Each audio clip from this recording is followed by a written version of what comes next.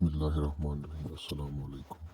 की बात चली तो एक सैयद की बात भी बता दो। सुभान अल्लाह, आले रसूल की क्या निस्बतें हैं, आले रसूल की क्या मोहब्बतें हैं, आए मैं आपको बता दूं।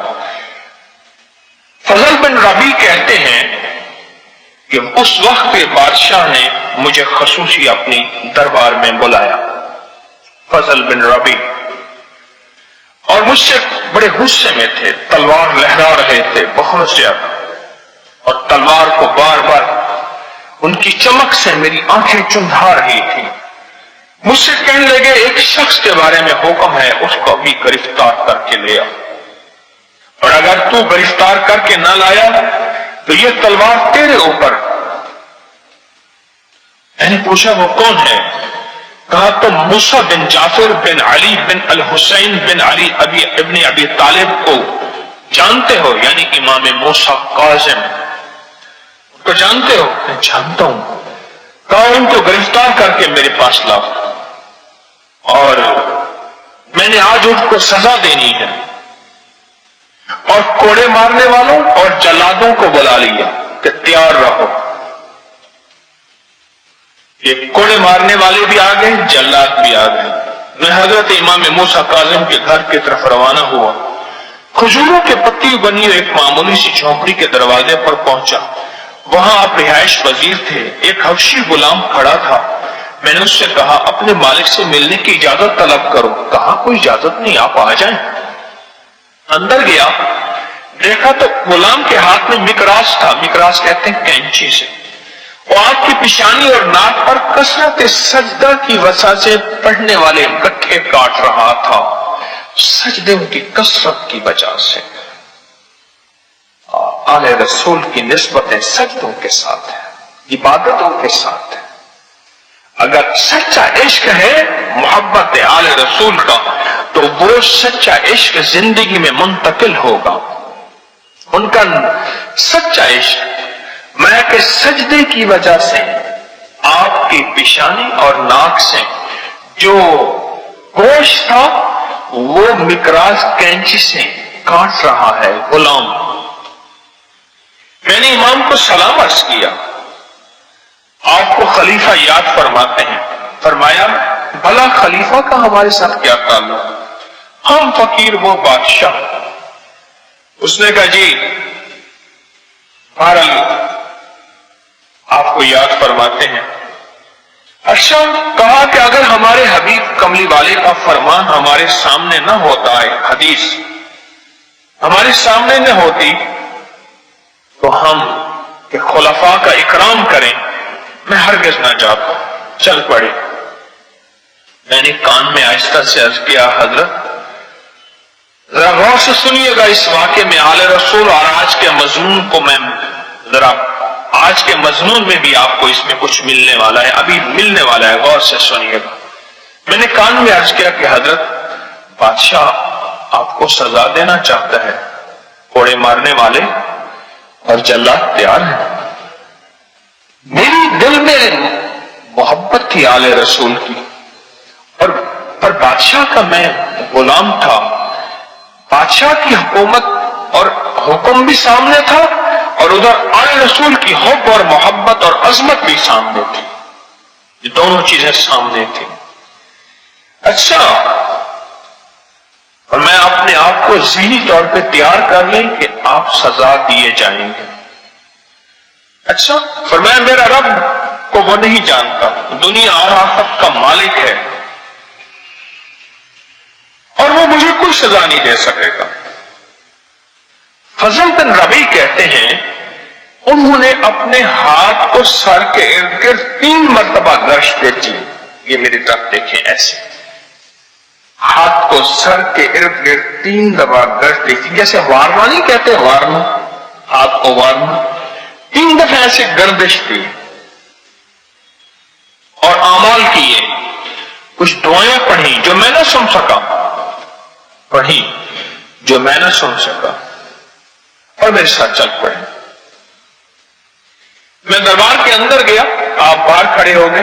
अंदर गया तो बादशाह बेचैन था। मुझसे कहा, फजल तुम حضرت امام موسیٰ کاظم کو لائے ہو رحم اللہ تعالی علیہ، اللہم صلی علی محمد و آل محمد، لائے ہو؟ میں نے کہا جی ہاں میں لایا ہوں۔ تو فرمایا انہیں اندر لے آؤ۔ بادشاہ نے کہا انہیں تم نے پریشان تو نہیں کیا، تم نے انہیں اذیت تو نہیں دی، تو انہیں کوئی تکلیف تو نہیں دی؟ نہیں۔ اور میں بادشاہ کے رویے پہ حیران کہ ابھی پل بھر میں تھوڑی دیر میں پہلے تو بادشاہ نے جلاد کو اور کوڑے مارنے والوں کو پہلے سے تیار رکھا تھا، ابھی کیا ہو گیا؟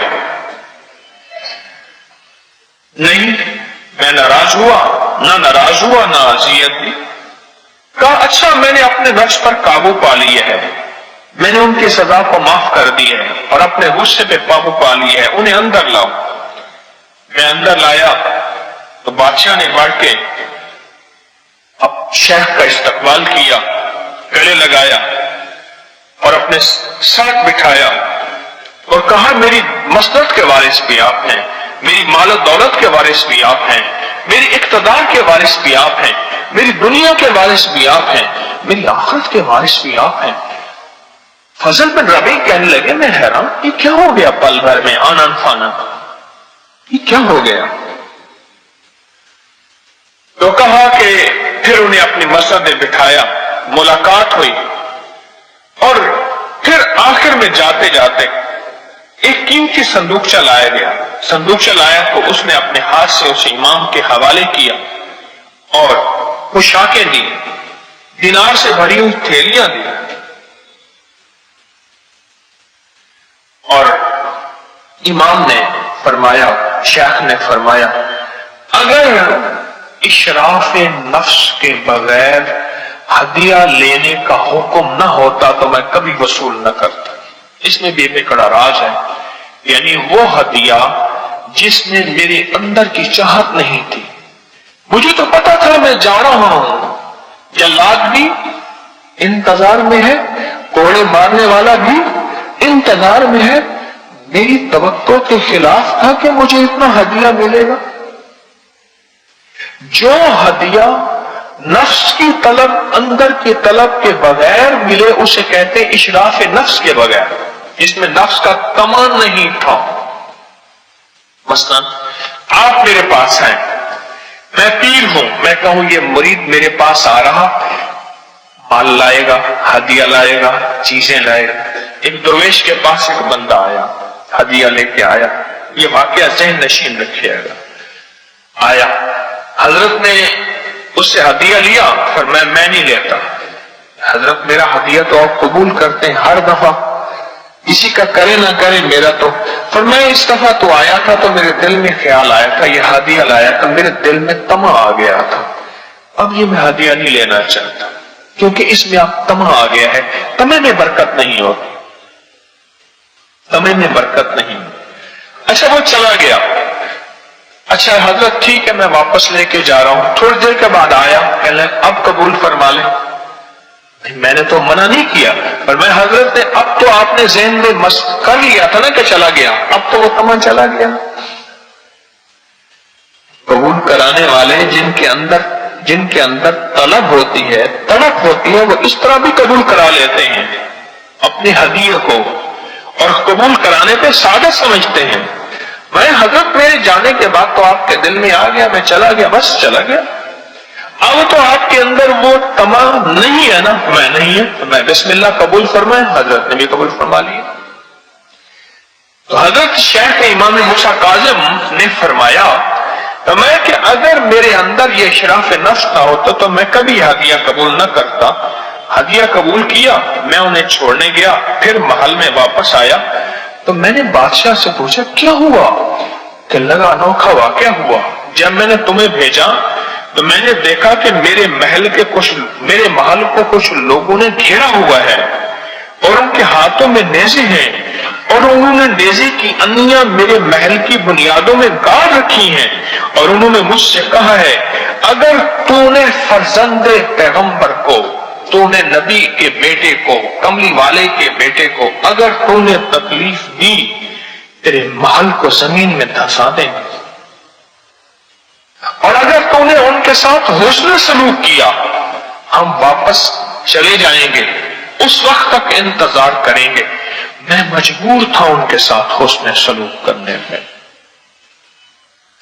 وہ کیا ہاتھ تھا جو 3 دفعہ اپنے سر پہ انہوں نے وارا تھا، وہ یہی مسنون اعمال، یہی حفاظت والے اعمال، یہی اللہ کی ذات کے ساتھ تعلق اور یہی دعائیں تھیں جن دعاؤں کی نسبت سے رب نے ان کی حفاظت کی تھی۔ Like this video and subscribe this channel. Jazakallah.